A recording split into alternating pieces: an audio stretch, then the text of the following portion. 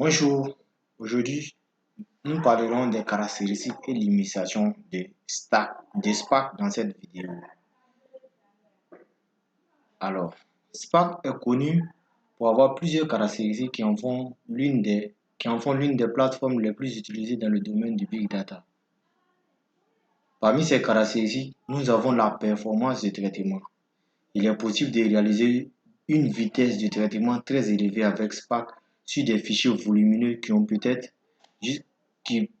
être jusqu'à 100 fois meilleur que Hadoop MapReduce, par exemple, et ceci grâce à des mécanismes tels que la réduction du nombre de lectures-écritures sur disque, la valorisation du traitement en mémoire et l'utilisation des mémoires cache et RAM pour les données, pour les données intermédiaires. Comme je l'avais dit dans le début, Spark s'exécute en mémoire, ce qui le rend extrêmement rapide, contrairement à Hadoop qui s'exécute sur disque. La dynamicité aussi. Il est facile de développer des applications parallèles grâce aux opérateurs haut niveau fournis par Spark, allant jusqu'à 80 opérateurs. C'est-à-dire que Spark, on peut lancer plusieurs applications dessus et puis chaque application fonctionnera de façon indépendante. Parmi les caractéristiques aussi, il y a la tolérance aux fautes. Spark fournit un mécanisme de tolérance aux fautes grâce au RDD, qu'on appelle Resilient Distributed Dataset, comme on en parlera dans les prochains chapitres. Ces structures en mémoire sont conçues pour récupérer les données en cas de panne. Au fait, la tolérance aux panne est due à la réplication. Il y a un facteur qu'on appelle la réplication. On parlera de ça dans les prochaines vidéos. Il y a le traitement à la volée qu'on appelle le streaming. L'un des avantages de Spark par rapport à Hadoop MapReduce, c'est qu'il permet de traiter les données à la volée, pas uniquement en batch qu'on appelle en lot. Il y a l'évaluation paresseuse qu'on appelle lazy evaluation. C'est-à-dire que toutes les transformations qui sont faites sur le RDD sont paresseuses de nature.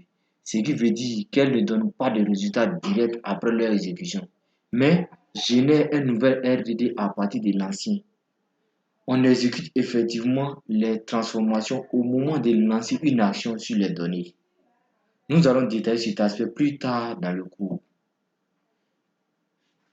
Il y a aussi le support. Apache Spark supporte plusieurs langages. Plusieurs langages de programmation sont supportés par Spark, tels que Java, R, Scala et Python. Spark aussi a une communauté active et en expansion. Il y a des développeurs de plus de 50 entreprises qui sont impliqués dans le développement et l'amélioration de Spark. C'est un projet qui a été initié en 2009 et est encore en expansion. Plus de 1000 contributeurs. Spark aussi a une autre caractéristique, son support d'analyse sophistiqué. Spark fournit un ensemble d'outils dédiés au streaming, les requêtes interactives, le machine learning et beaucoup d'autres qu'on va découvrir par la suite. Il y a son intégration avec Hadoop. Spark peut s'exécuter indépendamment ou sur Hadoop Yarn et profiter ainsi de la puissance du système de fichiers de Hadoop qu'on appelle le HDFS. Voici un peu en résumé les caractéristiques de Spark.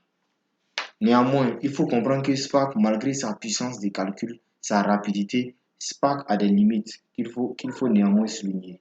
Parmi ces limites, il y a le fait que Spark ne supporte pas le traitement en temps réel. En vérité, Spark permet le traitement en temps presque réel car il utilise le traitement en micro-lot plutôt que le traitement en streaming direct.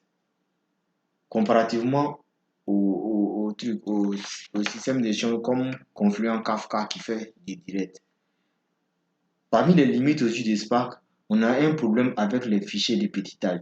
Spark partitionne le traitement sur plusieurs exécuteurs et est optimisé principalement pour les grands volumes de données. L'utiliser pour les fichiers de petite taille va rajouter un coût supplémentaire. Il est donc plus judicieux dans ce cas d'utiliser un traitement séquentiel classique sur une seule machine. Parmi ces limites aussi, Spark n'a pas de système de gestion de fichiers. Comme je l'ai dit précédemment, Spark est principalement un système de traitement et ne fournit pas de solution pour le stockage des données. Il doit donc se baser sur d'autres systèmes de stockage tels que Hadoop HDFS ou Amazon S3. Il y a une autre caractéristique aussi, il y a une autre limitation. Spark est coûteux. Quand je dis coûteux, ce n'est pas en matière de coût, ce n'est pas en matière d'argent en fait. En tant que système de traitement en mémoire, le coût d'exécuter Spark sur un cluster peut être très élevé en termes de consommation de mémoire, puisqu'il s'exécute en mémoire. Donc ici, le coûteux d'ici ne s'agit pas de l'argent, il s'agit de l'utilisation des ressources. Voilà, le nombre d'algorithmes est limité. Malgré la disponibilité de la bibliothèque Machine Learning, elle reste limitée en termes de nombre d'algorithmes implémentés. Il y a sa latence aussi. La latence de Spark pour l'exécution des jobs streaming est plus élevée que d'autres solutions de traitement en streaming telles que Flinks. Voici un peu énuméré les limites, les caractéristiques et les limites d'Apache Spark. Restez concentrés. Dans les prochains modules, nous allons passer à la phase pratique.